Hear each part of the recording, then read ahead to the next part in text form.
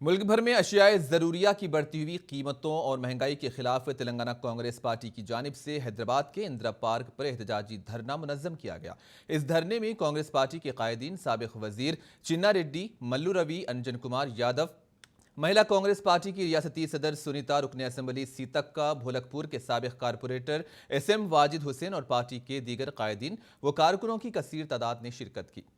इस मौके पर साबिक़ वज़ीर चिन्ना रेड्डी, मल्लू रवि और दूसरों ने खिताब करते हुए मरकजी हुकूमत और रियासती हुकूमत को हदफ़े तनकीद बनाया। कांग्रेस पार्टी ने कीमतों में इजाफे के खिलाफ चलो राजभवन का भी ऐलान किया था।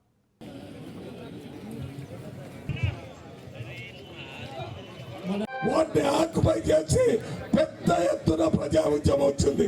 ఆ ఉద్యమం భారతదేశంలో వచ్చే పరిస్థితులు కనపడుతుంది కాబట్టి వాటిని ఆపు చేయడానికి ధర్నా చేసి గవర్నర్ దగ్గర రిప్రజెంట్ చేయాలని కాంగ్రెస్ పార్టీ నిర్ణయిస్తే ఈ ప్రభుత్వం టిఆర్ఎస్ ప్రభుత్వం వీళ్ళు కూడా ఈ డీజిల్ పెట్రోల్ మీద వేసిన వ్యాట్ తగ్గకుండా అక్కడ ధరలు విపరీతంగా పెరిగి అంతేకాకుండా ఆర్టీసీ ధరలు విపరీతంగా పెంచారు।